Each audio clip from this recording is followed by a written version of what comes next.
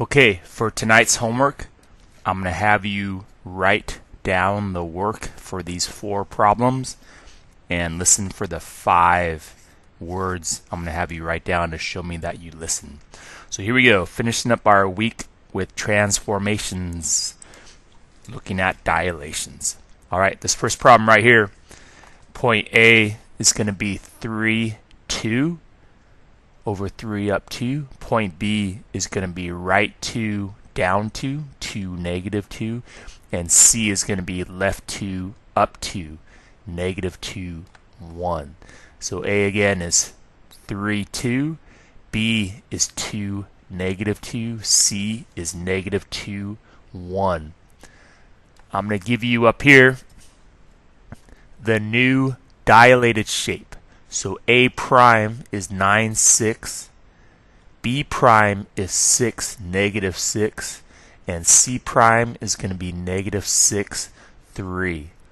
And again, by looking at those marks, I know that the inner triangle in black was the original because there's no prime marks.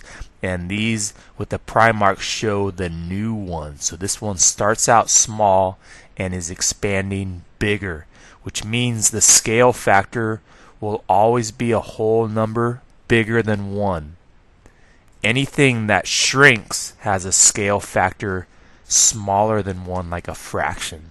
But for this one, which is expanding from a small shape to a bigger one, we're going to have a whole number scale factor number. And again, to find that scale factor, just figure out what number I'm going to be timesing by to get from one original point to the next. Some people can just look. The first word is surf. Surf. Some people can just look and see that the point 3 2 to 9 6, they could just see in their head that only timesing by 3 would change 3 2 to 9 6. Timesing everything by 3. The 3 times 3 to get the 9 component, the 3 times 2 to get the 6, or any point. This point 2 all the way over here to 6, seeing that I would have to times each number by 3. So some people get the scale factor number that way. Some people need to compare 2 points to look at it that way, which is okay. So I'm going to compare, showing this expansion from this little triangle out to this larger triangle. I think I'm going to compare the 2 A coordinates, and just know you could compare any set of coordinates you want as long as you know which is the starting pre-image point to the new image point. You got to make sure you know that direction, that order, from 3 2 expanding bigger to the point 9 6. And again, once you establish that pattern, I'm going from the small one, 9 6, that started from 3 2. It's expanding, getting bigger.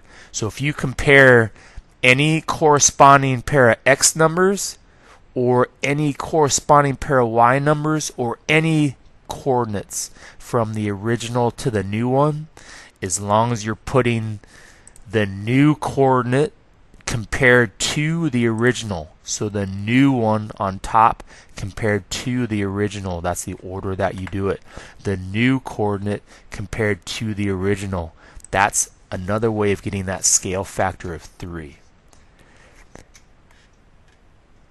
Or of course, comparing 6 to its original number that it was of 2, another way of getting 3. So this one has a scale factor of 3. Every point multiplied by 3. Negative 2 1 times 3 became negative 6 3. This point 2 negative 2 times 3 became 6 negative 6. 3 2 became 9 6 when everything was multiplied by 3. Okay, the next problem is a tougher one because the scale factor is going to be smaller than 1. It's going to be a fraction. The second word is wave. Wave. Alright, so the second problem here, I want you to put the first point at negative 8 4. That's A. The second point is going to be at 4 2. That's B. And then the third point is going to be at -6, -8. That is C.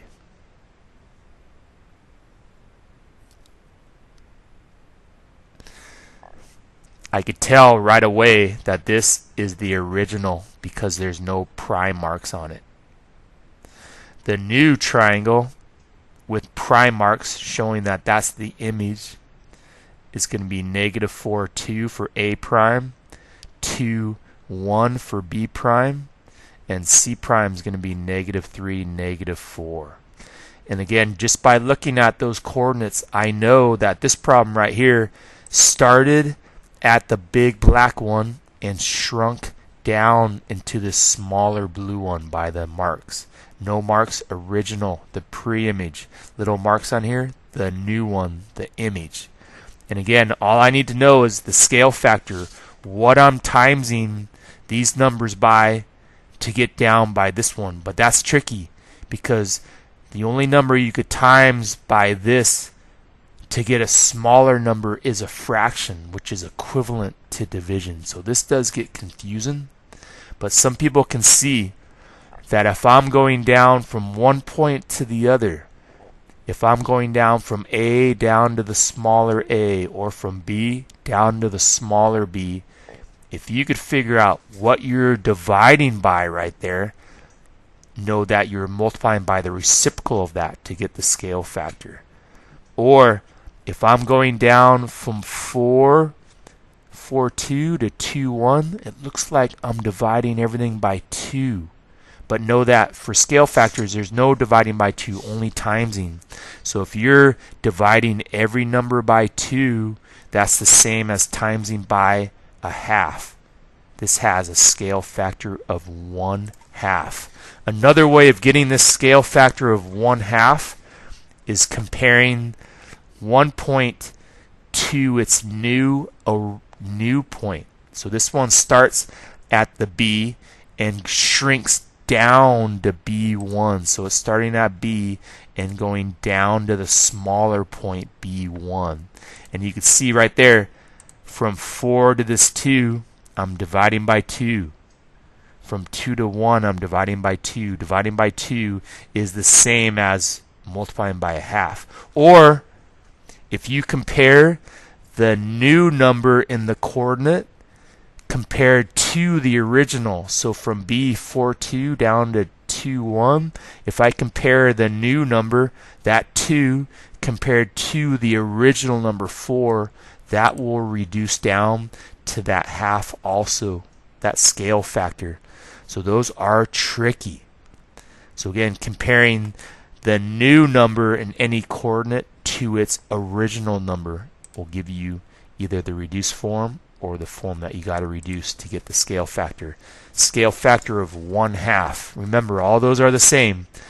Dividing down by 2 is the same as multiplying every number by a half.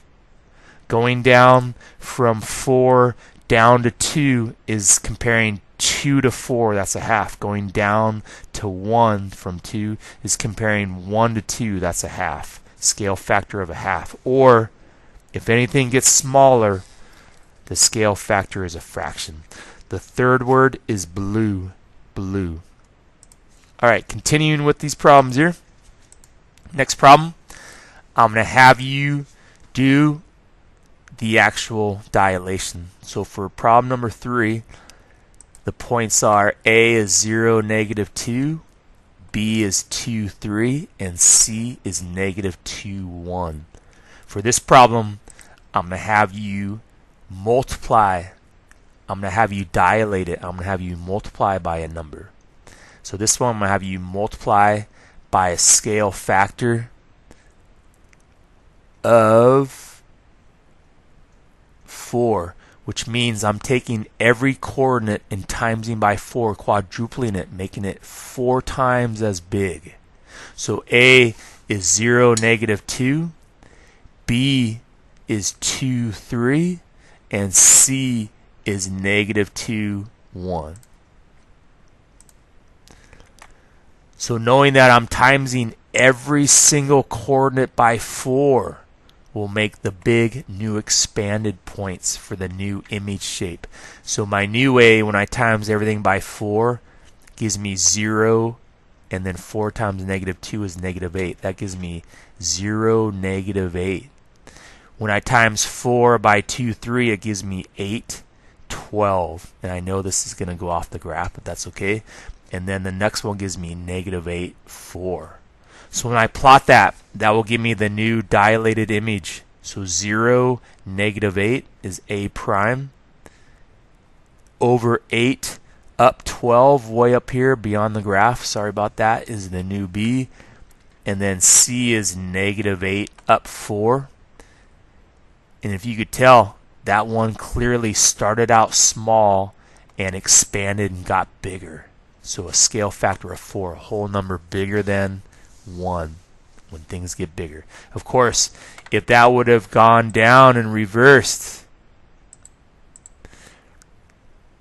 I draw my lines a little better, that would have gone down if I had the opposite, if I had the marks inside here, which means it's going from big to small. That means I would be dividing every number by 4. And remember, dividing by 4 is the same as timesing by 1/4. All right.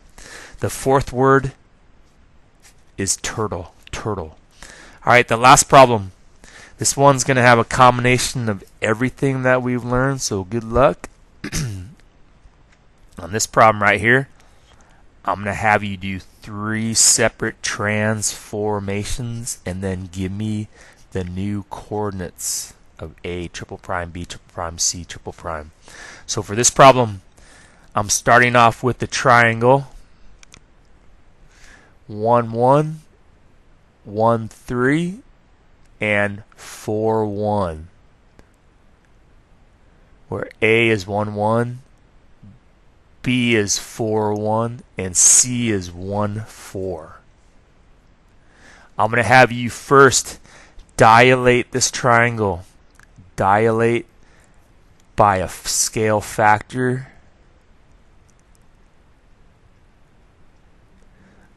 of 2. So you're going to times every coordinate by 2. It's going to double in size. And then when you double it in size and get the new spots for it, I'm going to have you reflect or flip over this x-axis. Remember, the x-axis is horizontal, the y-axis vertical. And then after you flip it down here in its reflected form, after you've dilated and made it bigger and then reflected it, then I'm going to have you shove it along this vector AB that's going to be in this left to right direction. And AB is going to start here at 2, -9 and go over 1, 2, 3, 4, 5, 6, 7, 8, 9, 10 to the left and 4 up. Arrow pointing to the upper left, which shows me the direction I'm doing my translation. So this is going to be a triple.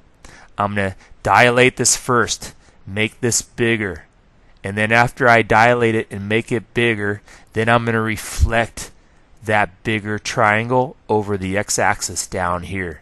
And then I'm going to take that reflected triangle and move it in this direction, the way this arrow is pointing. So that triangle flipped is going to be up here in the final position. So here I go. First thing I'm going to do is dilate this triangle. Multiply everything by 2. So if I multiply the point 1, 1 by 2, it becomes 2, 2. If I multiply the point 4, 1 by 2, becomes 8, 2. If I multiply 1, 3 by 2, becomes 2, 6. So every single coordinate multiplied by 2. But again, the point 1, 1 times 2 doubled to be 2, 2. The point 4, 1 doubled to become 8, 2. And then 1, 3 doubled, become 2, 3. So that's A prime, B prime, C prime after the dilation. And then I'm going to reflect that blue triangle over that red line. So reflections equal distance. This point is 2 above that line of reflection. This point is going to be 2 points below the line you're reflecting. C is 6 points above the line of reflection. C prime is 6 boxes below that line of reflection. So A double prime, B double prime, C double prime after reflecting over the x-axis. Now the last part is to take this triangle and move it in this direction that this arrow is showing me. But again, you got to count exactly how many boxes left you're going in this direction and how many boxes you're going up when you're moving in this direction. So here I go. This describes a motion going this direction, upper left, which is 10 boxes to the left. And now I'm going to draw that a little bit better. So 10 boxes straight to the left, and then has a up 4 component right there when I'm going this upper left direction. Left 10 boxes, up 4. That's the left and up and down direction of that arrow. So that means every point I'm going to move in that direction.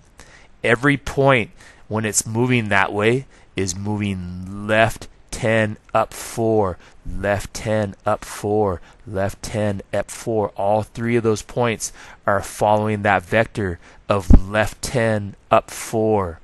So here I go. The new point for C double prime, A double prime, B double prime, left 10, 2, 3, 4, 5, 6, 7, 8, 9, 10, up 4. That's where the new A is going to be, going in that pattern.